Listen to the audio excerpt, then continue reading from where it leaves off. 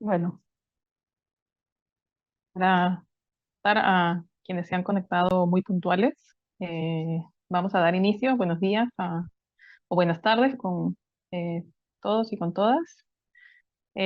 Vamos a iniciar esta sesión virtual que tiene como objetivo compartir los resultados del estudio Oportunidades de Inversión en Adaptación con Perspectiva de Largo Plazo que ha realizado la Comisión Económica para América Latina y el Caribe de las Naciones Unidas en el marco de la acción de colaboración regional para la transparencia y el cumplimiento de las NDCs y las estrategias climáticas de largo plazo, que es una iniciativa que se ha llevado de manera colaborativa entre la CEPAL, la Fundación Internacional para Iberoamérica de Administración y Políticas Públicas, la FIAP, la Agencia de Cooperación Alemana GIZ y el Programa de las Naciones Unidas para el Medio Ambiente, el PNUMA, en el marco del programa Euroclim, ¿no? En los pasados años y con una serie de actividades dentro de las cuales la CEPAL tuvo el encargo de realizar este estudio y que en esta oportunidad tenemos este espacio para compartir. Es una sesión de 1 hora y la agenda que tenemos prevista, vamos a tener una introducción y una bienvenida, una introducción a cargo de Ginny Ferrer, de la CEPAL, ahorita lo presento. Luego tenemos unos 20-25 minutos para la presentación del estudio a cargo de Felipe Vázquez y Rodrigo Ponce, quienes fueron los investigadores a cargo de llevarlo adelante. Y tendremos un espacio, terminada su presentación, vamos a tener un espacio de unos 10-15 minutos para recibir las preguntas de parte de ustedes que nos están acompañando hoy. Entonces vayan tomando nota de lo que quieran preguntar terminando la presentación. Y ya para cerrar, vamos a tener una intervención de Sara Covaleda de FIAP para que nos cuente sobre los avances de un espacio virtual que se ha generado en el marco de esta iniciativa de intercambio en temas de estrategia de largo plazo. Ya le escucharemos a Sara. Con eso terminamos, es una agenda corta, una sesión de 1 hora y esperamos que nos alcance el tiempo para cumplir con todo lo que tenemos previsto. Entonces, para no quitar más yo tiempo, un par de indicaciones logísticas para los participantes. La primera es que la sesión se está grabando para que todos sepan eh, que esto está sucediendo. Y lo segundo es que las preguntas las podemos recibir tanto por escrito, si ustedes las quieren ir mandando por el chat, para que también los presentadores vayan viendo y ordenando sus respuestas. Pero también si quieren hacer una intervención verbal, tienen una opción de levantar la mano y con eso nos dan la indicación para poderles abrir el micrófono y que puedan hacer la intervención eh, con, con el micrófono abierto. Entonces, esas eran las dos cosas que yo quería mencionarles. Y ahora le quiero dar la palabra a Ginny Ferrer. Él es oficial de Asuntos Económicos de la Unidad de Economía y del Cambio Climático de la CEPAL y quien también tuvo a cargo la coordinación de todo el estudio. Entonces, adelante, Ginny, para que nos des la introducción. Muchas gracias, Aida, y bueno, buenos días o buenas tardes a todas y todos. Bienvenidos a este webinar, un espacio virtual que estamos retomando en el marco de la colaboración regional para la transparencia y el cumplimiento de las NDCs y la generación de estrategias climáticas de largo plazo del programa Euroclima, que ha estado implementada por la CEPAL, FIAP, GIZ y el PNUMA, y que busca compartir con el público interesado en las estrategias climáticas de largo plazo todo lo relacionado con la generación de conocimiento y la implementación de las LTS en América Latina y el Caribe. El día de hoy estaremos presentando una síntesis de los resultados y hallazgos de un estudio que hemos titulado Oportunidades de inversión en adaptación al cambio climático con mirada de largo plazo. Para realizar este estudio contamos con el apoyo de 2 expertos internacionales académicos que tienen amplia experiencia en temas de adaptación al cambio climático en toda la región y que, bueno, posteriormente estarán mostrando los principales hallazgos del estudio. Es un estudio que surgió por el interés de un conjunto de 5 países de la región y que contó con el involucramiento y los puntos de vista, los aportes de autoridades nacionales de estos países. Hablar de adaptación en América Latina y el Caribe es hablar de una necesidad imperiosa que busca, por una parte, reducir los impactos futuros del cambio climático y a través de ello también reducir la vulnerabilidad de las poblaciones y los sectores y las actividades económicas frente a la crisis climática. Desde CEPAL nos hemos interesado mucho en encargarnos de este estudio que consideramos que la región de América Latina y el Caribe, al ser altamente vulnerable frente a los impactos del cambio climático, debe apostarle seriamente a la dimensión de la adaptación a las nuevas condiciones climáticas. Ello se ha visto reflejado en los compromisos nacionales de reducción de emisiones que los países han ido presentando en sus NDCs, donde cada vez más están presentes el componente de adaptación, pero también están también presentes en la conformación, en la planificación y la implementación de las estrategias climáticas de largo plazo que los países han presentado ante la Convención Marco de Naciones Unidas frente al cambio climático. En la región existen avances también a nivel de formulación de planes nacionales de adaptación e incluso en algunos países ya están formulándose los planes sectoriales de adaptación, según sus prioridades que cada uno de ellos tiene. No obstante, la mayor relevancia relativa de la adaptación en estos instrumentos de planificación, vemos que hace falta una mayor conexión entre los planes de adaptación y los planes de inversión. Es por ello que resulta relevante contar con este estudio y poder conocer dónde están las oportunidades de inversión y más aún cuáles pueden ser los potenciales efectos económicos y ambientales de estas inversiones. O dicho de otra manera, cuáles pueden ser los cobeneficios de las inversiones en adaptación.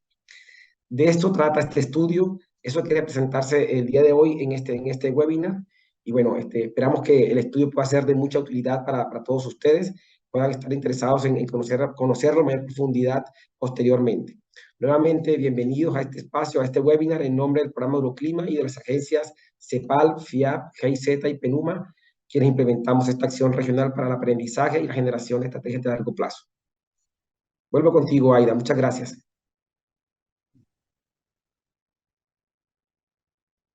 Gracias, Jimmy.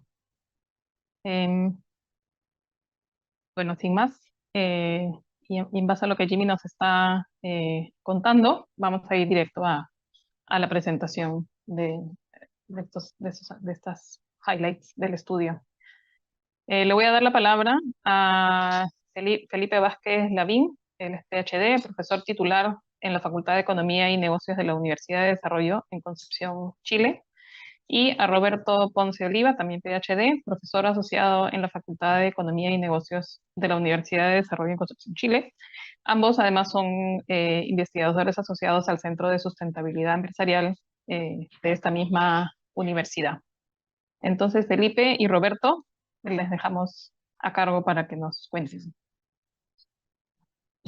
Súper, gracias.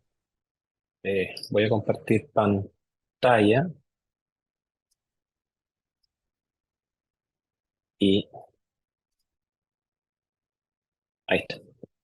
Supongo que todos me ven. ¿Cierto? Ya. Bueno, Jimmy, Aida, gracias. Gracias por la posibilidad de presentar algunos detalles con respecto al proyecto en el que estuvimos trabajando con Felipe durante gran parte del año pasado y parte de este también. Como mencionó Jimmy, el proyecto es un proyecto, o fue un proyecto súper ambicioso en términos de los objetivos que tenía, ¿ya? Pero en términos de lo que corresponde a este webinar nos vamos a enfocar solamente en la propuesta metodológica que nosotros formulamos y en cómo esta propuesta metodológica puede informar las decisiones de inversión en adaptación. ¿Ya? Entonces, el objetivo particular, si no recuerdo mal, era como el objetivo número 5 que tenía el proyecto, consistía en preparar una propuesta y un marco conceptual que integrara los co-beneficios ambientales y sus efectos tanto micro como macro, ya, de las políticas de adaptación.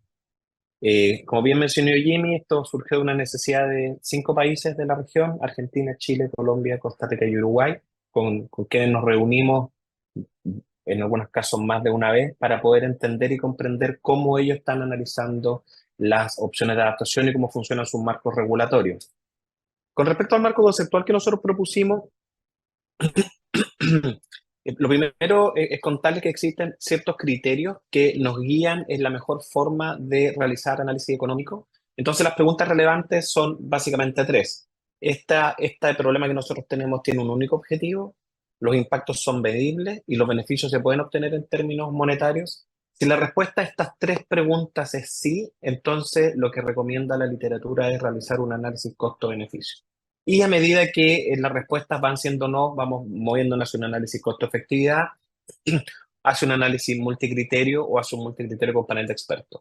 De nuestra experiencia y dado el tipo de proyecto que nosotros estamos analizando, nuestro análisis nos llevó a concluir que estas decisiones de adaptación o estos programas tenían un objetivo que era adaptarnos al cambio climático, que los impactos efectivamente eran medibles y que los beneficios se podían estimar en términos monetarios, y por eso nosotros nos decantamos por realizar un análisis costo-beneficio, y ahora les voy a contar por qué.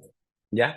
Con respecto a la metodología, nosotros de la reunión con los países aprendimos que los distintos países utilizan distintas formas para evaluar y para determinar el set de inversiones que ellos van a realizar en adaptación, ¿ya? Entonces nosotros, partiendo de ese set de inversiones seleccionados con las metodologías propias de cada uno de los países, la primera pregunta que nos hacemos es: ¿este set de inversiones van a tener una implicancia sobre toda la economía o este set de inversiones va a tener solamente implicancias sectoriales? Si el set de inversiones tiene implicancias para toda la economía, nosotros a la conclusión a la que llegamos que una herramienta útil pudiese ser avanzar hacia construcciones de modelo de equilibrio general, un modelo de insumo-producto que nos permiten entregar una visión macro de ciertas intervenciones que se realizan, en este caso en adaptación. Y por otro lado, si estas implicancias son más bien sectoriales, entonces lo que nosotros recomendamos es utilizar modelos de equilibrio parcial o modelos sectoriales. En cualquiera de los dos casos, estos dos tipos de modelos tienen la misma falencia o limitación, es que no consideran explícitamente el valor de los cobeneficios ambientales. Entonces nosotros aquí identificamos una metodología, disculpen, proponemos una metodología de 6 pasos, ¿ya? Que lo que nos permite es avanzar para incluir el valor de los servicios ecosistémicos de los cobeneficios ambientales asociados a cada uno de estos proyectos. Esta metodología que nosotros estamos proponiendo, que obviamente aquí solamente les estoy mostrando los titulares, corresponde primero en identificar los servicios ecosistémicos afectados, ¿cierto?, por los proyectos de inversión en adaptación. Segundo, clasificar dichos servicios ecosistémicos en las distintas categorías que nos recomiendan las Naciones Unidas. Luego, lo que nosotros proponemos es hacer un mapeo de estos servicios ecosistémicos, y esto permite determinar una aproximación territorial y al mismo tiempo nos permite identificar los usuarios de esos servicios ecosistémicos. Como los servicios ecosistémicos son todos relevantes, pero existe alguna prioridad en términos de su conservación, nosotros proponemos a través de distintas mecanismos o alternativas de participación con la comunidad priorizar estos servicios ecosistémicos y en base a los servicios ecosistémicos priorizados seleccionar el mejor método de valoración del pool de opciones que nos entrega la teoría económica. Y estas metodologías, estos 7 pasos, lo que nos permiten es obtener lo que aquí tengo como el valor de los servicios ecosistémicos o la valoración económica de estos servicios, los cuales luego son incluidos tanto al modelo de equilibrio general como al modelo de equilibrio parcial que está aquí abajo. Y ya sea a través de impactos macroeconómicos o impactos microeconómicos, lo que nos permite es obtener el valor económico total de este proyecto de adaptación. Y este valor económico total incluye los beneficios directos como los beneficios indirectos. Hoy día lo que nosotros queremos mostrarles es la aplicación, o es una aplicación de estas dos aproximaciones, tanto micro como macro. Primero yo les voy a contar una aproximación micro y los números y cómo cambian los indicadores de rentabilidad de los proyectos cuando nosotros consideramos los beneficios de los co-beneficios ambientales, y luego Felipe les va a contar una aproximación más macro o cómo esto se ve a nivel de toda la economía. Con respecto a la aplicación micro, la aplicación microeconómica corresponde a un estudio que nosotros con Felipe desarrollamos el año 2019-2020 para la Corporación Nacional Forestal, y lo que buscaba era conservar un área importante de bosque nativo en la zona sur de Chile. Si bien el objetivo primordial de ese proyecto tenía que ver con conservación de bosque nativo y por ende tiene que ver más con mitigación, nosotros creemos que también ese proyecto tiene que ver con adaptación, ya que la conservación del bosque nativo genera un flujo de servicios ecosistémicos básicamente asociado a servicios hídricos que podrían ser entendidos como un componente de adaptación. Entonces, en ese sentido, este proyecto de conservación cumple una doble función, tanto de mitigación como adaptación, y hoy día solamente les voy a contar con respecto al componente de adaptación, ¿ya? Como les comenté, con respecto al componente de adaptación, nosotros identificamos 3 servicios ecosistémicos que se van a ver afectados por este proyecto, afectados positivamente, ¿cierto? El primero tiene que ver con provisión de agua para consumo humano. El segundo tiene que ver con regulación asociada a protección del suelo y de mantención de la biodiversidad, de la diversidad biológica. Y el tercero tiene que ver con el servicio cultural asociado a mantención del paisaje o belleza escénica. Este proyecto, en términos de conservación, considera la conservación de 55.000 hectáreas de bosque nativo en un periodo de 15 años. Con respecto a los beneficios directos, de esos beneficios que están acá, provisión, regulación o cultural, nosotros identificamos que el beneficio directo tiene que ver con la provisión de los servicios hídricos, ¿ya? Y estos servicios ecosistémicos directos son aprovechados por dos tipos de agentes económicos. Por un lado tenemos a las familias, que son las que se benefician con el agua que se genera en el bosque nativo, y por otro lado tenemos a las empresas, que son las que reciben ingresos por proveer de agua a las familias. Importante señal que en el caso de Chile, la provisión de agua está asociada a empresas privadas de provisión, las empresas sanitarias, entonces eso nos permite hacer una diferencia o aproximarnos a través de los ingresos. ¿Qué es lo que nosotros hicimos? Nosotros calculamos tanto el excedente del consumidor como el excedente del productor, solamente considerando o tomando en cuenta el servicio de provisión de agua. Lo que tenemos aquí son distintas comunidades que se encuentran en la cuenca en el sur de Chile, 2, 3, 4, las 6 comunidades que se encuentran en la cuenca del sur de Chile, y los excedentes más o menos están del orden de los 15 millones de dólares para los consumidores, un poco más de 12, alrededor de 12 millones de dólares para los productores. La ciudad más grande, que es Valdivia, que queda aproximadamente 1.000 kilómetros hacia el sur de Santiago. Y lo que vemos básicamente, esta diferencia de excedentes tiene que ver con el número de habitantes que tiene cada una de estas familias. Entonces, nosotros desde un análisis de costo-beneficio, lo que les estoy mostrando aquí representa el beneficio que tiene para la comunidad y específicamente para el usuario de servicio ecosistémico el proteger el bosque nativo. No obstante, también para poder saber o para poder generar este flujo de servicio ecosistémico debemos efectivamente conservar esas 55.000 hectáreas. De revisiones de literatura y con el apoyo de colegas que están trabajando en conservación hace muchos años, llegamos a la conclusión de que para ese sector en particular la conservación por hectárea está entre, en términos de dólares, esto aproximadamente 1.100, 1.200 dólares por hectárea, hasta 2.600, 2.700 dólares por hectárea, dependiendo del tipo de terreno y el tipo de conservación que se quiera realizar. Cuando nosotros realizamos un análisis a 15 años para calcular el valor actual neto de este proyecto de conservación, considerando los beneficios directos y los costos, aquí están los parámetros que nosotros utilizamos, una tasa del 6%, lo que encontramos es esto. La rentabilidad de este proyecto de conservación solamente es positiva para aquellos escenarios de conservación que son de costo medio o bajo. Cuando nosotros queremos conservar el bosque nativo en ese escenario de 2.600, 2.700 dólares de la hectárea, lamentablemente lo que nos encontramos es que el país se empobrecería, ¿cierto? Si es que nosotros basamos nuestra decisión en la tasa interna de retorno con un retorno negativo de un 20%. Lo que estamos perdiendo de vista con este ejercicio son todos los otros co-beneficios asociados a la implementación de este proyecto de adaptación. Y para capturar los beneficios indirectos, que en este caso están determinados por los servicios de mantención asociados a regulación y los servicios culturales asociados a mantención del hábitat, a la belleza escénica, disculpen, hicimos una encuesta en Chile a nivel nacional, levantamos 4.600 observaciones, tiene representatividad nacional esta encuesta, y lo que hicimos fue un ejercicio de valoración contingente. Y ese ejercicio de valoración contingente lo que busca es que las personas declaren el valor que tienen por aquellos bienes que no tienen mercado. Lo que es interesante es que nosotros encontramos que la mediana de la disposición a pagar, es decir, la que está en el 50%, se encuentra entre 3.300 pesos o 3,3 dólares y en realidad 3,3 y 3,4 dólares se encuentra la mediana de la disposición a pagar. Eso quiere decir que el 50% de las personas estaría a favor de pagar los 3.3 dólares por conservar el bosque nativo, y el 50% estaría en contra de conservar o de aportar para conservar el bosque nativo. Si nosotros consideramos el beneficio total, es decir, ese valor del bosque nativo asociado a la población relevante, lo que tenemos es que los beneficios indirectos, los co-beneficios ambientales en este caso estarían del orden de los 140 millones de dólares. ¿Ya?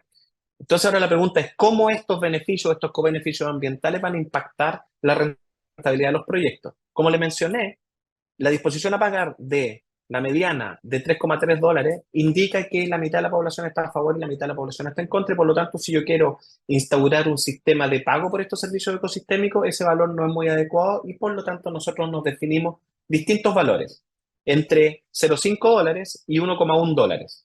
¿Ok? Lo interesante es que cuando nosotros volvemos a calcular la TIR, vemos que para todos los escenarios de conservación, es decir, alto, medio y bajo, este proyecto de conservación tiene una TIR positiva, siendo el menor, con la menor disposición a pagar de 0,5 dólares, de alrededor de un 25%. Si comparamos eso con la información que yo les mostré hace unos minutos atrás, en el cual en el escenario alto era negativa un 20%, vemos el cambio efectivo en la rentabilidad de los proyectos que tiene la incorporación de los cobeneficios ambientales. Ahora dejo a Felipe para que les cuente un poco cómo se ve esto desde una visión un poco más agregada macroeconómica. Sí, gracias, Roberto. Quizás el último mensaje de Roberto es bien importante porque siempre pensamos que hay una incompatibilidad entre la protección ambiental y la protección de nuestros recursos, de nuestro capital natural, y el crecimiento económico o el bienestar de la sociedad. Y lo que muestra el ejemplo anterior es que esto no es cierto, que por el contrario, en la medida que nosotros podemos incorporar esos beneficios adicionales que no pasan por el mercado, podrían cambiar favorablemente nuestras decisiones para la protección ambiental. Entonces, uno de los objetivos que tenía este proyecto era medir le llamamos multiplicadores sobre el empleo y el PIB, y los cobeneficios ambientales y sociales de proyectos de adaptación. Lamentablemente, en nuestras entrevistas con todos los países no encontramos un proyecto suficientemente grande para que generara la necesidad, perdón, de un modelo más de equilibrio general o de modelo insumo-producto o algún modelo macroeconómico que nos permitiera estimar cambio en empleo, PIB y otros beneficios más macro. No obstante, el marco general que uno podría seguir y que permite hacer esto, y que también ayuda a lo que mostró Roberto, es el marco del sistema de cuentas nacional o cuentas ambientales que ha generado y ha propuesto las Naciones Unidas, y cuya última versión, que incorpora los servicios ecosistémicos, es del año 2021. Esto en el marco del enfoque de capital natural. Entonces yo puse aquí la imagen para mostrarle en la siguiente cómo el enfoque capital natural va a afectar o va a alterar cada uno de estos componentes. Entonces voy a empezar por el primero, que tiene que ver con la medición biofísica de los servicios ecosistémicos. Entonces hoy día, en el contexto de Capital Natural de las Naciones Unidas, existe esta guía para la modelación biofísica de cuentas ecosistémicas que afectarían directamente la parte que nosotros estamos sugiriendo, que tiene que ver con la identificación, la clasificación, el mapeo de servicios ecosistémicos, que en la jerga de Naciones Unidas o de contabilidad quiere decir que nosotros necesitamos definir la extensión, condición y flujo de servicios ecosistémicos. Lo bueno de esto es que permite a todos los países tener una estructura estandarizada para hacer este trabajo, y las guías metodológicas permiten además generar mecanismos de capacitación bastante estandarizados. Entonces, eso desde la perspectiva de la identificación y medición. Luego, nos movemos a la parte izquierda, que tiene que ver con la valoración económica de esto, derecha, a la valoración económica de estos servicios, y esto afecta en nuestro punto 6 de valoración, de selección de método de valoración, que para el caso de la contabilidad nacional son bastante específicos, que tienen que ver con valorarlo a través de valores de intercambio o de cambio. No obstante, es posible además usar las medidas que mostró Roberto, que tienen que ver con medidas de cambio en el bienestar. Hay una pequeña diferencia técnica que no quiero entrar a profundizar ahora, pero esencialmente lo que existen son nuevamente metodologías estandarizadas que nos permiten incorporar o estimar el valor económico de estos servicios ecosistémicos que no tienen mercado.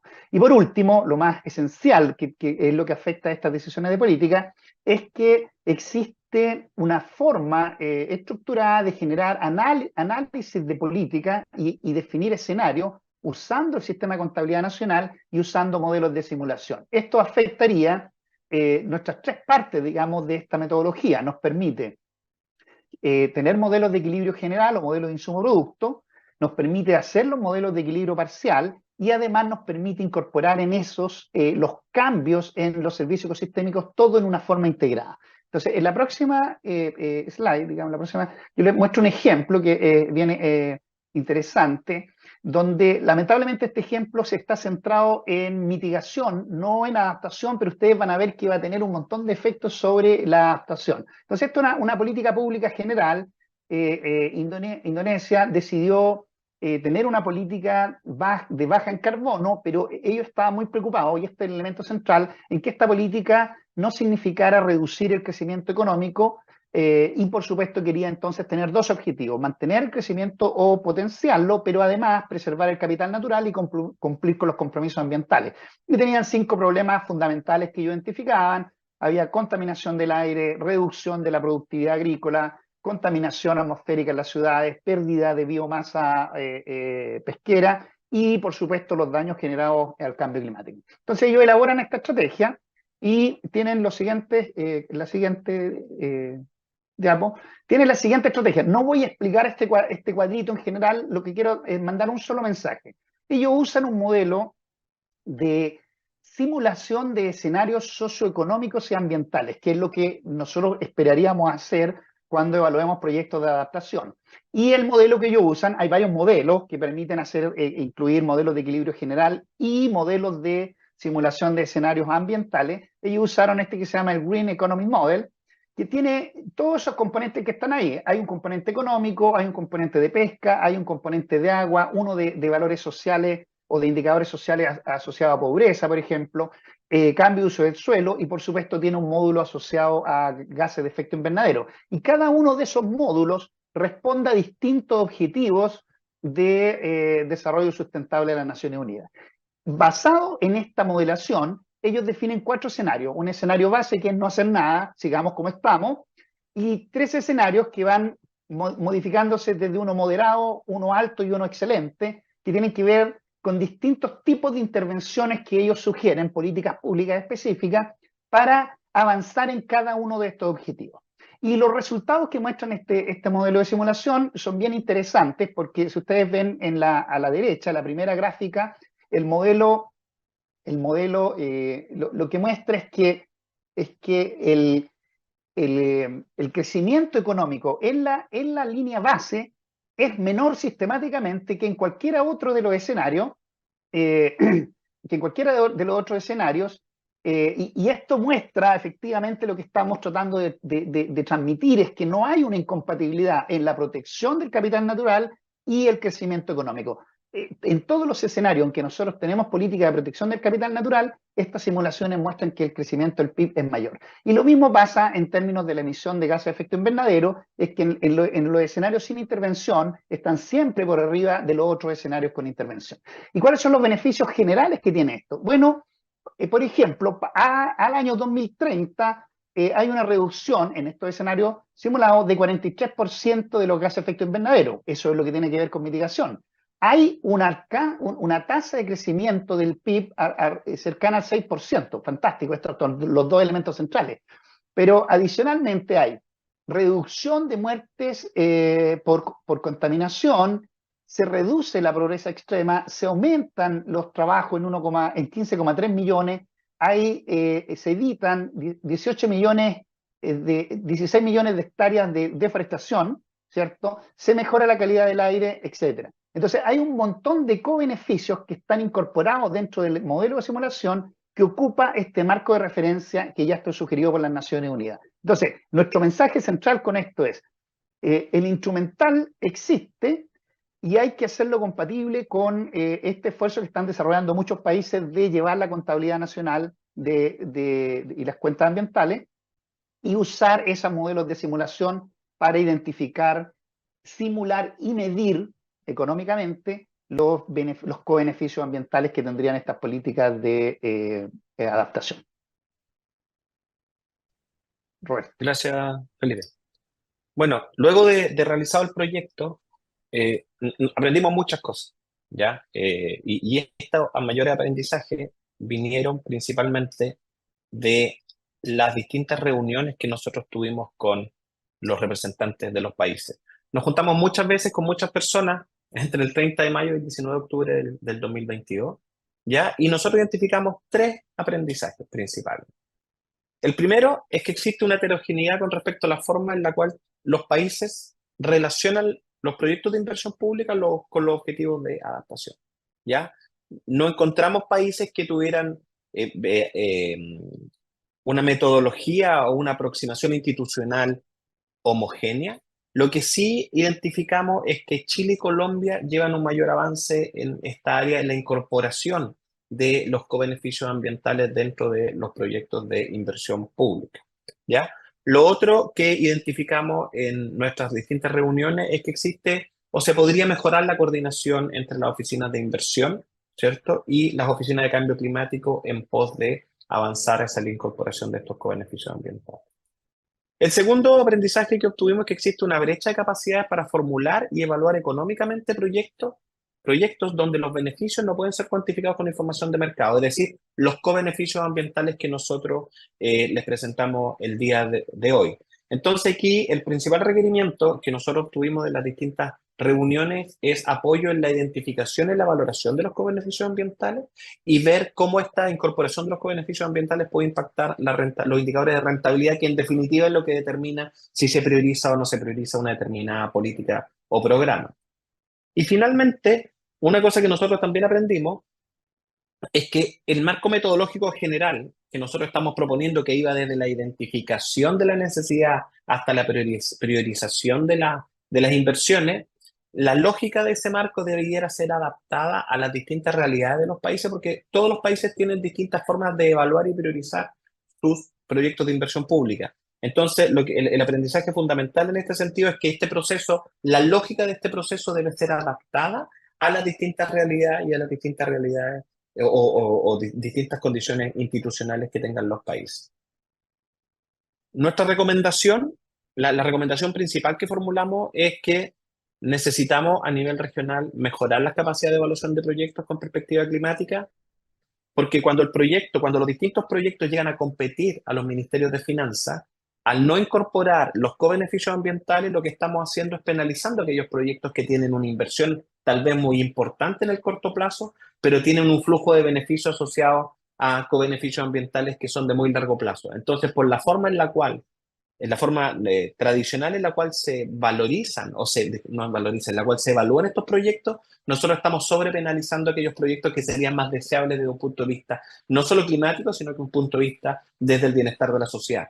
Y para esto lo que nosotros proponemos es una estrategia de fortalecimiento de capacidades para la evaluación económica de proyectos con perspectiva climática, la cual tiene 3 etapas.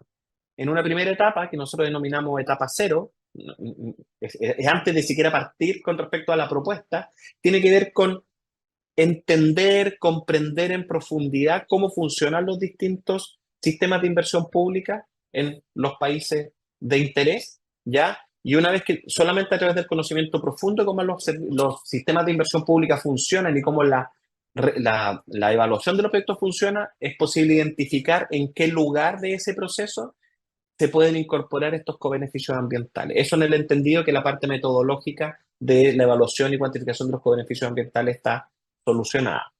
Después nosotros proponemos una primera etapa que tiene que ver con un análisis estratégico. Y aquí lo que nosotros encontramos en nuestras reuniones es que existe un problema de lenguaje común entre los personeros de inversión pública y las personas asociadas a las oficinas de cambio climático. Existe una falta de lenguaje común en el cual se pueden empujar y se pueden aprovechar las sinergias que existen entre las distintas oficinas para aportar la visión necesaria para poder empujar este tipo de proyectos. Entonces, lo que nosotros creemos que este análisis, este lenguaje común se podría disminuir a través de construcción de capacidad a nivel estratégico de las personas o de los encargados con poder de decisión político, ¿ok? Tanto de los ministerios de finanzas como de los ministerios o de las oficinas de cambio climático. Y solo ahí, alineando los objetivos estratégicos de ambos estamentos, nosotros creemos que el tránsito hacia una mejor evaluación de los proyectos con perspectiva climática puede ser más acelerado y puede ser beneficioso para todas las partes. Y finalmente, que esta es la parte central de lo que nosotros estamos proponiendo, es construir capacidades técnicas a nivel de los distintos países, pero estas capacidades técnicas tienen que ver, y nosotros creemos, y esto es lo que aprendimos también a través de las distintas reuniones, es que como cada país tiene distintos sistemas, su vulnerabilidad al cambio climático es distinta, sus prioridades de inversión son diferentes, entonces esta construcción de capacidades tiene que ser asociada a proyectos prioritarios a nivel nacional, ¿ya? Por ejemplo, si en Costa Rica el foco está puesto en construcción o en la mantención de la biodiversidad, entonces esa capacitación tiene que estar enfocada en biodiversidad. En cambio, si en Chile la construcción los proyectos nacionales están asociados a aumentar la resiliencia del sector agrícola, entonces los proyectos tienen que estar asociados a aumentar la resiliencia del sector agrícola y así sucesivamente. Lo importante es que entender que el pool de opciones metodológicas y alternativas es tan amplia que la única forma de que estos esfuerzos de capacitación o de construcción de capacidades sean efectivos es asignando o segmentando las metodologías para las distintas prioridades que los países tienen.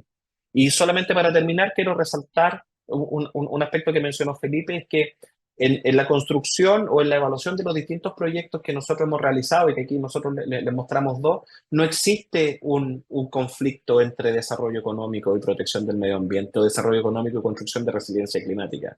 Sino, las metodologías existen, y en la medida que se apliquen estas metodologías que están ampliamente validadas, nosotros podemos avanzar hacia mejores proyectos de adaptación, porque como bien mencionaba Jimmy al inicio, en nuestra región es particularmente vulnerable, la mitigación es importante, pero el problema de la adaptación es ahora, y tenemos que movilizar los recursos y las capacidades para poder enfrentar los desafíos que no es que vayan a llegar, es que ya llegan. ¿Ya? Así que con eso, Jimmy, muchas gracias, Aida, y con esto termino.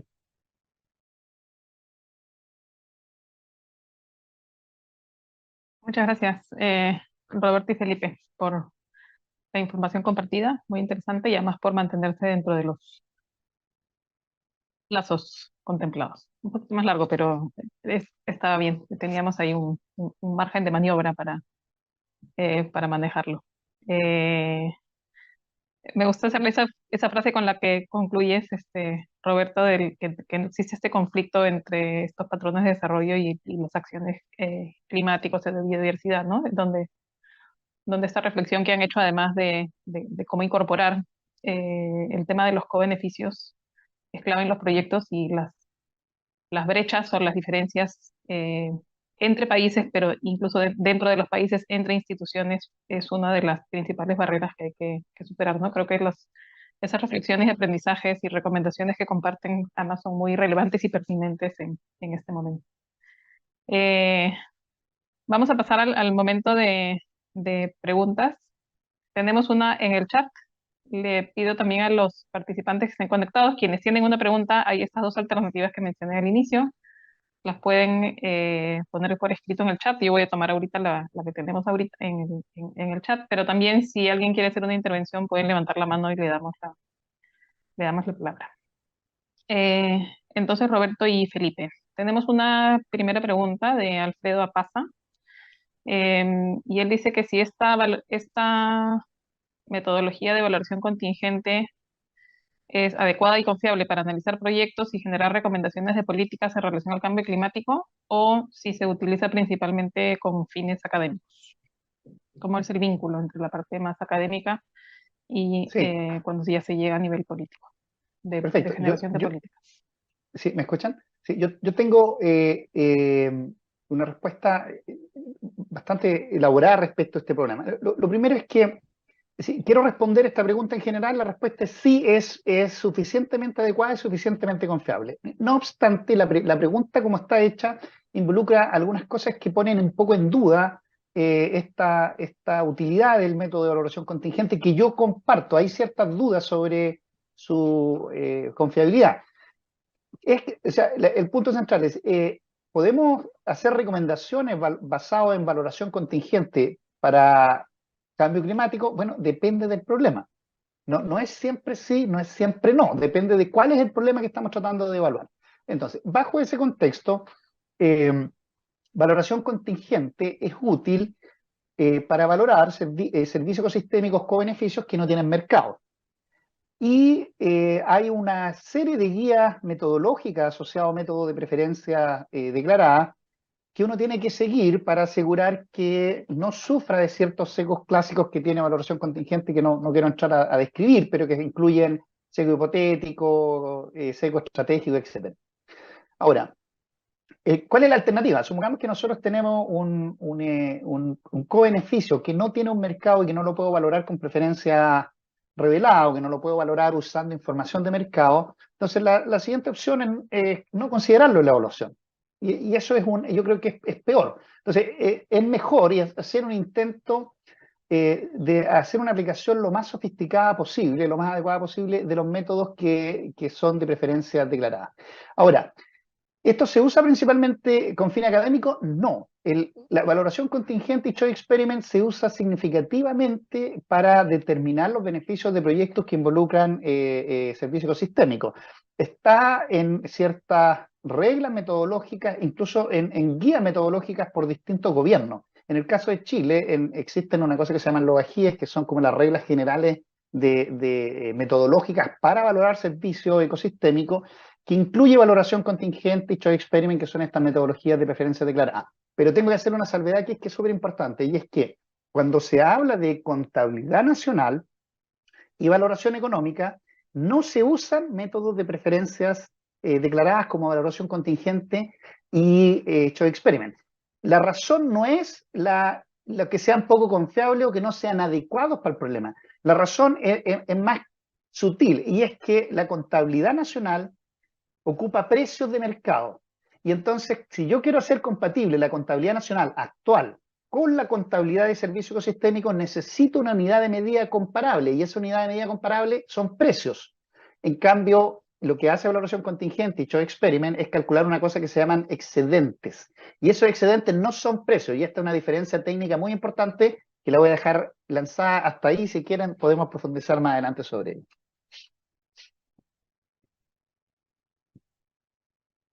Muchas gracias, Felipe. Em, no veo más preguntas en el chat y tampoco veo manos levantadas, pero ya vi que Jimmy levantó la mano, entonces le voy a dar la palabra a Jimmy. Gracias, Aida, y gracias a Roberto y a Felipe por la presentación del estudio y por el esfuerzo que hicieron para tratar de resumir en poco tiempo estos hallazgos. Yo tengo un par de preguntas que me surgen luego de ver con detalle su presentación. Una, quisiera planteársela quizás a Roberto, y tiene que ver con que a nivel internacional se escuchan cada vez más voces que piden o demandan trabajar armónicamente la agenda de cambio climático y la agenda de biodiversidad, ¿no? Es una demanda que evidentemente es realmente válida, y un poco la pregunta va orientada hacia cómo puede la inclusión de la valoración de los servicios ecosistémicos en la evaluación de los proyectos de inversión, tanto de la parte de adaptación como los de mitigación, afectar o ayudar, mejor dicho, al trabajo sinérgico de estas dos agendas. ¿Cómo puede lo que ustedes nos han presentado el día de hoy ayudar a poder trabajar de manera más armónica la agenda de cambio climático con la de biodiversidad? Y aprovecho de una vez, dejo planteada una segunda pregunta, y quizás ahora me voy con lo que planteaba Felipe. Felipe mencionó con mucha insistencia varias veces la parte de capital natural. Qué bueno, porque a nivel internacional se está también comenzando a trabajar acerca del link entre capital natural y el sistema financiero. Entonces, un poco mi pregunta sería para Felipe: ¿cómo puede esta línea de trabajo, es decir, cómo puede la inclusión de estas consideraciones de los beneficios indirectos ayudar a sumar a que el sector financiero incorpore en su toma de decisiones la protección de la biodiversidad o del capital natural? Quizás dicho de otra manera también, ¿cómo puede esto que ustedes nos están planteando ayudar a que se modifiquen la manera como el sistema financiero, tanto privado como la banca de desarrollo, a cambiar sus reglas, a cómo evaluar la inversión y cada vez incorporar más criterios de capital natural en la asignación de los recursos financieros? Esas son las preguntas. Parto yo. Bueno, gracias por tu pregunta, Jimmy. ¿Existe suficiente evidencia que muestra que el cambio climático está teniendo impactos considerables sobre la biodiversidad del planeta? Eso por un lado. Por otro lado, también sabemos que mantener la biodiversidad mejora, ¿cierto? O ayuda a disminuir las causas estructurales del cambio climático, y por otro lado, los mejores de la biodiversidad también aumentan la resiliencia que pueden tener los sistemas socioecológicos para enfrentar el desafío del cambio climático. Como decía Felipe, cuando nosotros nos enfrentamos a un proyecto, ya sea de adaptación o de mitigación, y tenemos un proyecto que tiene evidentes co-beneficios ambientales, tenemos dos alternativas: o ignoramos esos co-beneficios ambientales, y en el ejercicio del caso del bosque nativo, que está específicamente relacionado con biodiversidad, lo que tenemos es que ese proyecto no es rentable, y por lo tanto, cuando entra un sistema de evaluación o el Sistema Nacional de Inversión, en el caso de Chile, ese proyecto sería desechado porque no es rentable. Y la segunda alternativa, eso si nosotros hacemos caso omiso de los servicios ecosistémicos, de los co-beneficios ambientales. La otra alternativa es ocupar la mejor información disponible para poder hacernos cargo de los co-beneficios ambientales, y en este caso de los co-beneficios de biodiversidad. La inclusión y la la cuantificación del valor económico de la biodiversidad podría mejorar los proyectos, ¿cierto? O la disposición de los gobiernos a invertir en estos proyectos serían vistos como una inversión efectiva y podríamos cuantificarla. Y eso permitiría generar un círculo virtuoso entre aumento de la biodiversidad, aumento de la resiliencia de los sistemas socioecológicos y, por otro lado, disminución de las causas estructurantes del cambio climático. Entonces, sin duda existe una sinergia y yo creo que con el nivel de conocimiento que existe ya pasamos de la etapa o estamos en condiciones como región de pasar de la etapa de reconocer que existen beneficios a identificarlos y cuantificar esos beneficios en forma económica. Sí, yo quisiera hacer más complicar un poco la respuesta, Roberto, en la siguiente dirección. Yo creo, esta es mi opinión, digamos, individual, no es que haya leído esto, es que el problema del cambio climático y la biodiversidad deberían enfrentarse en forma conjunta, no separada. Y que el enfoque de capital natural le permite dar un paraguas a este enfoque. Ahora, ¿qué es lo que sucede? Por supuesto que son problemas distintos, pero cuando tú vas a las políticas que tú tienes que hacer, si tú te concentras exclusivamente en mitigación y dejas de ver el problema de la biodiversidad como un elemento fundamentalmente además de adaptación, entonces pierde una tremenda oportunidad de hacer políticas que tengan sinergias significativas. El problema central que yo veo en este momento y por qué el cambio climático, las políticas de mitigación son más fáciles y han copado la agenda, yo creo que tiene que ver un poco con la facilidad de diseñarla y monitorearla, porque estamos midiendo gases, ¿no? Pero veamos qué pasa con biodiversidad. Y con biodiversidad entonces el problema es, ya, reconozcamos que es importante la biodiversidad. ¿Qué medimos? ¿Cómo lo medimos? ¿Cómo lo monitoreamos? Y esas preguntas, estamos atrás en eso. Y necesitamos ponernos a la par con mediciones comparables en términos de mitigación.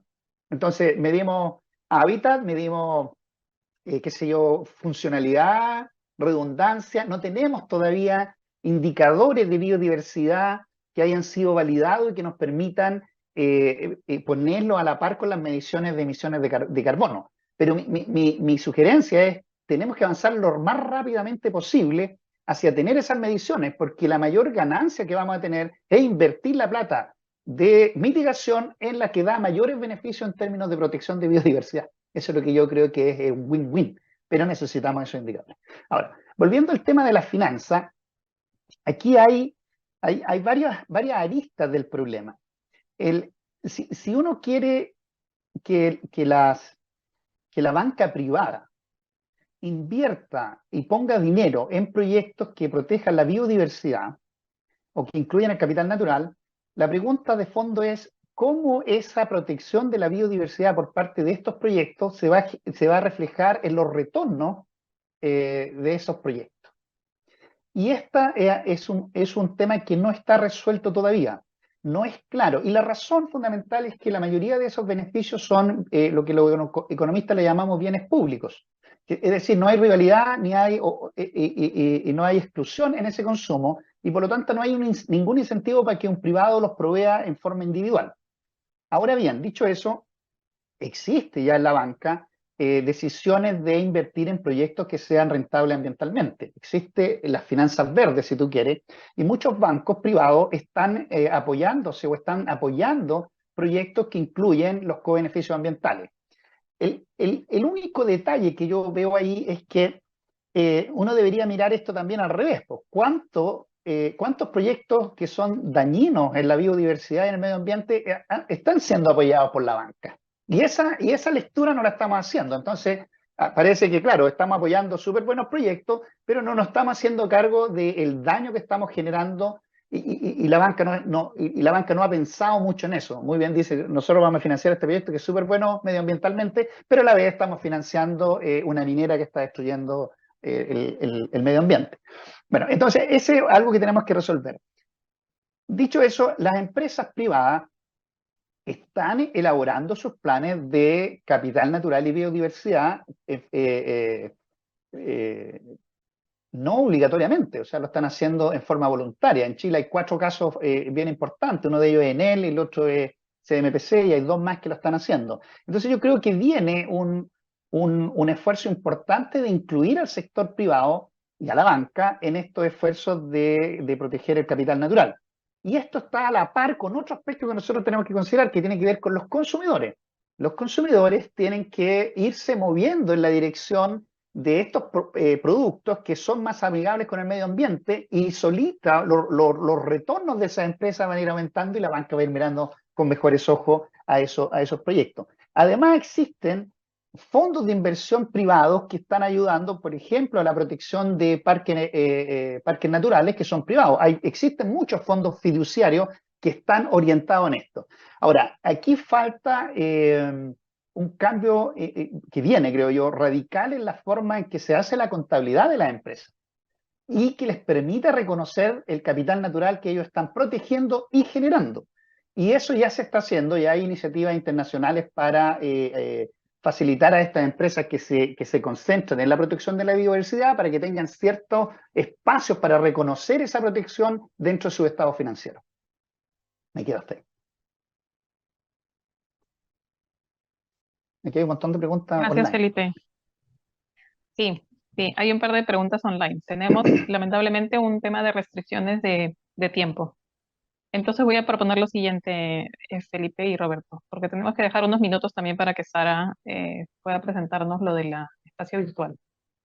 Les voy a pedir que, porque creo que la pregunta que hace Pedro Flores eh, pues se puede dar una respuesta corta y además les voy a pedir si pueden hacer una respuesta bien corta. Yes, sí, Además, aprovechando como para hacer una reflexión como de cierre, ¿no? ¿Cuál es un mensaje que quisieran dejar relacionado con esto, de por qué, que va un poco con el tema de las capacidades y por qué unos países avanzan más que otros, ¿no? Y si en este proceso del estudio y las reuniones que han tenido, eh, tienen una respuesta para esta pregunta de por qué creen que Colombia y Chile han avanzado más en el tema de articulación entre los equipos de los proyectos y cambio climático, ¿no? Tienen una mayor cultura del uso de la evidencia, eso que ustedes estaban diciendo del tema de cómo lo mido, cómo lo monitoreo, ¿no? Y si hay mayores estudios sobre evaluación, servicios ecosistémicos, evaluación. No sé si esa segunda pregunta les están pidiendo más información o están preguntando si en Colombia y Chile hay más estudios. Pero aprovechando esa pregunta de Pedro, em, si tuvieron una reflexión alrededor de eso, que ya nos sirve un poco como cierre, una respuesta cortita a cada uno. Y lo otro es que si la otra pregunta que nos ha dejado Alfredo Apaza, si le pueden dar una respuesta por escrito en el chat, de repente ahí resolvemos eso que quedaría sin responder. Gracias. No sé quién de los dos o quién primero y quién después. Ya, partamos. Mira, de las reuniones con respecto a la pregunta de Pedro, en general, bueno, desde el caso de Chile, que yo conozco más en detalle porque hemos participado con Felipe en proyectos con los sistemas nacionales de inversión hace mucho tiempo, efectivamente existe una larga tradición de cuantificar los recursos fiscales que son destinados a distintos tipos de proyectos. Por lo tanto, la forma en la cual estos recursos se priorizan está establecida, ¿ya? El mayor desafío en estos sistemas, en particular en el chileno, es cómo se incorporan estos co-beneficios ambientales. Nosotros con Felipe tuvimos la posibilidad de trabajar el año 2015-2016 justamente para el Sistema Nacional de Inversiones, para incluir incluir metodológicamente dentro del proceso de evaluación de los proyectos de turismo que tienen beneficios o co-beneficios ambientales, y ahí nosotros hicimos una propuesta y seguramente ese estudio está disponible en la página del Ministerio. Entonces, en el caso de Chile en particular, yo el caso de Colombia no lo conozco en detalle, pero en el caso de Chile en particular, esta larga tradición de cuantificar y de evaluar políticas públicas permite construir sobre bases sólidas ya la incorporación de estos co-beneficios ambientales. Que tengamos una larga tradición no significa que no esté exento de problemas y que los desafíos que nosotros estamos enfrentando son muy similares a los desafíos que está enfrentando el resto de la región. Y con respecto a la segunda pregunta, lo podemos poner en el chat, lo voy a buscar ahora, existe muchas organizaciones, plataformas que ponen a disposición distintos estudios de valoración económica que pueden ser utilizados tanto para evaluar proyectos de inversión como con fines académicos. Lo dejo ahí para que Felipe decía. Eh, Así, Robert. Felipe, si puede ser bien cortito para dar pase con Sara, por discúlpame por la sí, no, no, interrupción. está bien. La verdad no tengo mucho más que agregar, así que dejémoslo ahí. Si quieren después decimos algo adicional. Vamos con Sara. Muy bien, muchas gracias Roberto y Felipe por compartir con nosotros todos esos avances y además, como decía Jimmy al inicio, un estudio que tenía tanta información y abarcaba tanto, haberlo podido resumir y poder compartir una primera aproximación en esta sesión corta de 1 hora y seguro más adelante tendremos chance de hacer algo un poco más profundo. Eh, entonces, ya para em, y empezando con el cierre, eh, le voy a dar la palabra a Sara. Sara es técnica especialista del programa Euroclima dentro de FIAP y también ha estado involucrada con eh, esta acción regional en la cual se enmarca el estudio y nos va a contar qué novedades hay con toda la información que se ha generado. Adelante, Sara. Muchas gracias, Aida. Y bueno, pues felicitar primero a Roberto y Felipe por el estudio y también a la CEPAL por la coordinación. Creo que es muy interesante y la discusión también ha sido muy enriquecedora. Así que bueno, yo nada más voy a tomar unos minutos para hablarles sobre sobre el espacio virtual de intercambio que hemos desarrollado en el marco de esta acción, pues un poco con el objetivo de que todas estas sesiones y todas las experiencias y conocimientos que se comparten aquí no queden en un único momento en el tiempo, ¿no? Sino que bueno, haya posibilidad de consultarlos más adelante por personas que no han podido participar, etcétera, ¿no? Entonces, bueno, este espacio virtual ya lo generamos en el año 2021, entonces, bueno, pues ya se tiene pues bastante información recopilada sobre estas sesiones, pero ahora lo que hemos hecho es acometer una remodelación de este espacio, pues con la idea de hacerlo más funcional y de incluir, bueno, pues siempre algunas novedades, ¿no? Entonces, aquí en esta diapositiva les muestro la visualización general que va a tener el nuevo espacio de intercambio, que todavía está en construcción. Entonces, yo ahora solo les voy a mostrar algunas de las secciones, ¿no? Bueno, en términos generales, va a contar con 4 secciones principales, ¿no? Una que va a hablar un poco del espacio en sí, qué es este espacio y cómo usarlo. Otra sección que llamamos recursos, donde va a estar incluida la información documental y los vídeos relacionados pues, con estas sesiones. Y la novedad es la inclusión de una sección sobre comunidades de prácticas y bueno, pues un calendario de actividades. Entonces, rápidamente les voy a comentar un poco sobre las 2 primeras secciones, ¿no? Entonces, ¿qué es y cómo se usa este espacio? A su vez va a contar con 4 subsecciones. La primera que explica un poco la temática central, ¿no? En torno a la que gira este espacio y esta iniciativa, que son las estrategias climáticas a largo plazo. Una segunda sección que explica el porqué de este espacio, que básicamente es pues, lo que hemos venido comentando, la riqueza, ¿no? De las experiencias que ya se están generando en la región de América Latina, sobre todo también en Europa. En algunas de las sesiones se han mostrado experiencias de algunos países europeos que también han sido muy enriquecedoras y a quien va dirigido, que es fundamentalmente pues, a todas las personas e instituciones que están relacionadas con el desarrollo e implementación de las estrategias de largo plazo en sus países. En cuanto a la metodología, pues como ven, hemos ido desarrollando algunas sesiones en las que se comparten experiencias relevantes relacionadas con temáticas concretas, también retos que se van encontrando por el camino de la elaboración e implementación de las estrategias. Y bueno, pues la sección de mapa del espacio es simplemente otra manera de ver cómo se estructura el espacio de manera más integral, ¿no? Bueno, en la sección de recursos tenemos una docuteca con documentos y 2 secciones relacionadas con, bueno, que incluyen vídeos, ¿no? De los intercambios y ahora les cuento a qué llamamos panel de experiencias. Vale, entonces En la docuteca, también aquí un ejemplo, pues incluimos algunos estudios desarrollados en el marco de la acción misma, como el estudio temático número 20 de Euroclima, que incluía experiencias y antecedentes en la elaboración de estrategias a largo plazo a nivel internacional que pudieran servir como base a los países de la región. Una guía para el desarrollo de estrategias a largo plazo que desarrolló el New Climate Institute, que bueno, se tradujo al español también en el marco de esta iniciativa. Y, por supuesto, también las estrategias a largo plazo que van desarrollando los países de la región. Y, obviamente, más documentos. Y solo un pequeño ejemplo. Aquí, bueno, en la sección de sesiones de intercambio, pues se incluyen los vídeos y demás información asociadas a las 17 sesiones que ya hemos realizado. Aquí un ejemplo de cómo se van a ir visualizando, ¿no?, cada sesión. Esta es la sesión 12. Incluimos la nota conceptual, presentaciones, documento de conclusiones.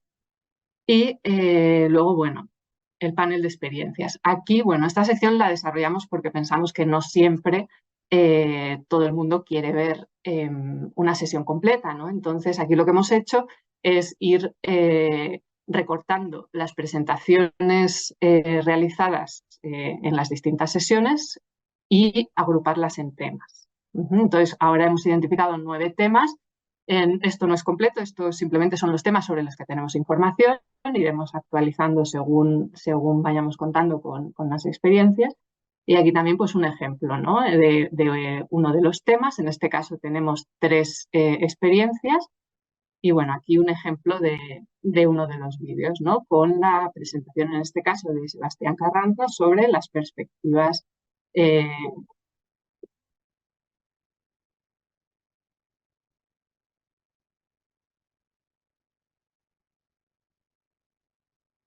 Sí, no se lo voy a poner entero, solo era para mostrarlo.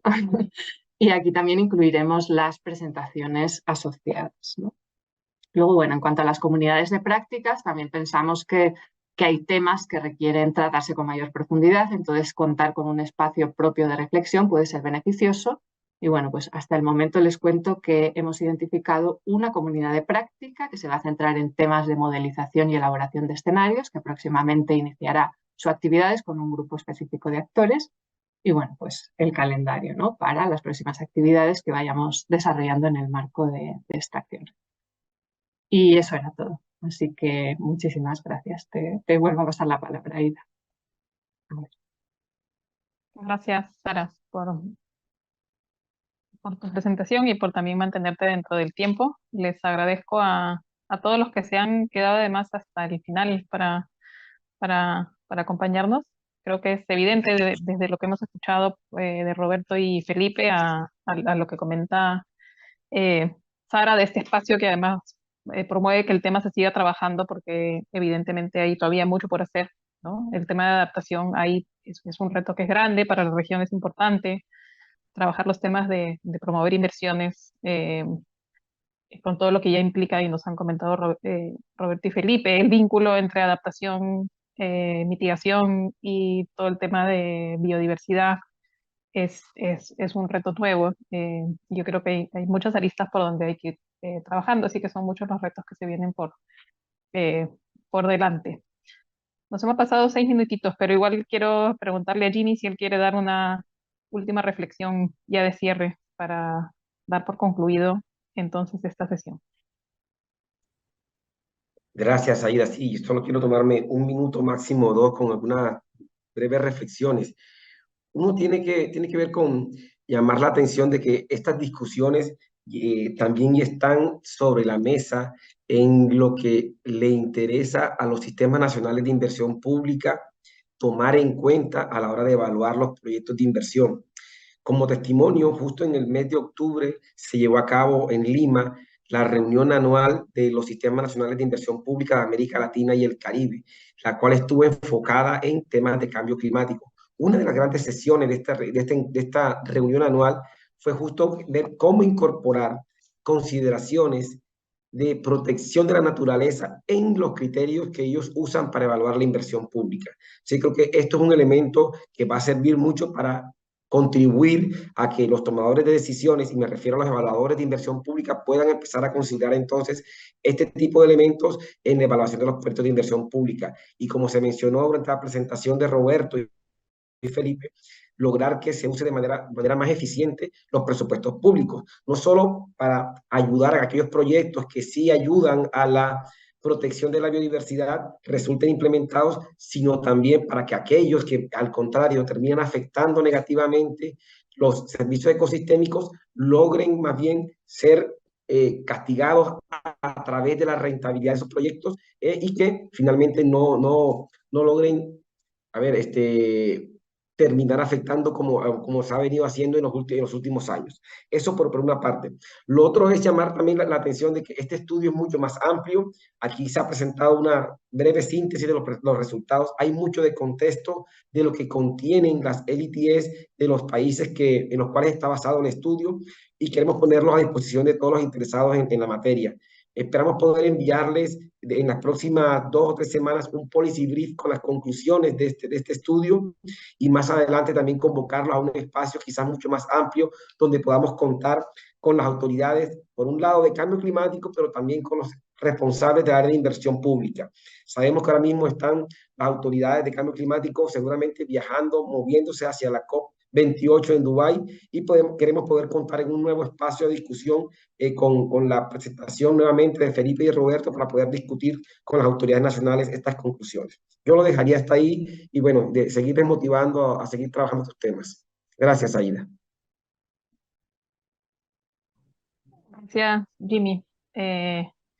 Y está súper bueno saber que entonces los resúmenes, el resumen que mencionas se compartirá con los que nos han acompañado hoy día. Les agradezco también a Roberto y a Felipe que han estado respondiendo por el chat las preguntas que habían hecho y enviando algunos enlaces de interés. Y creo que con eso podemos dar por concluido. Les agradezco a todos los que se quedaron estos minutos adicionales para escuchar hasta el final. Y entonces, hasta la siguiente oportunidad. Muchas gracias. Gracias a todos. Hasta luego. Gracias, buen día. Chao. Buen día, muchas gracias.